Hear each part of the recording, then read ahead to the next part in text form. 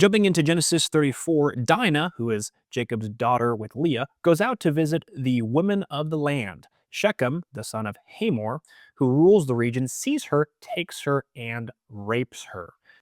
And then, and this is what the text says, he is drawn to her, he loves her, and he speaks tenderly to her.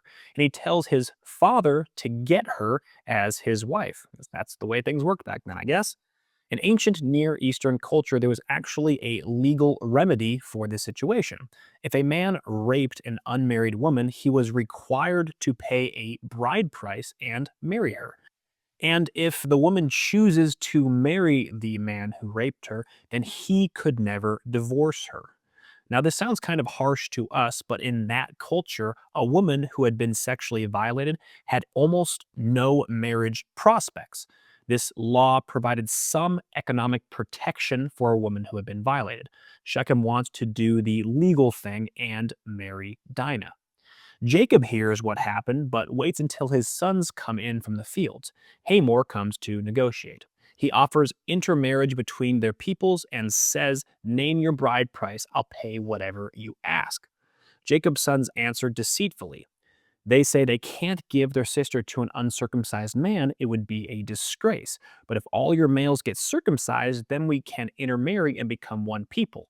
Hamor and Shechem agree.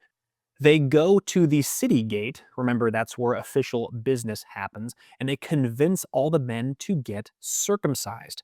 3 days later, when the men are still in pain from the procedure, two of Jacob's sons, Simeon and Levi, take their swords and attack the unsuspecting city. They kill every male, including Hamor and Shechem, and take Dinah from Shechem's house.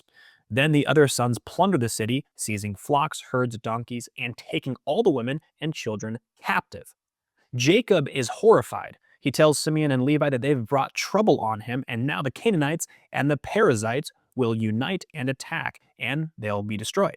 The brothers respond, "Should we have treated our sister like a prostitute?" That's a good rebuttal. It's a brutal story with really no clear heroes. Shechem committed a terrible crime, but the response, mass murder and plunder, is completely disproportionate. This act of violence will haunt Simeon and Levi. Years later, on his deathbed, Jacob will curse their anger and scatter their descendants.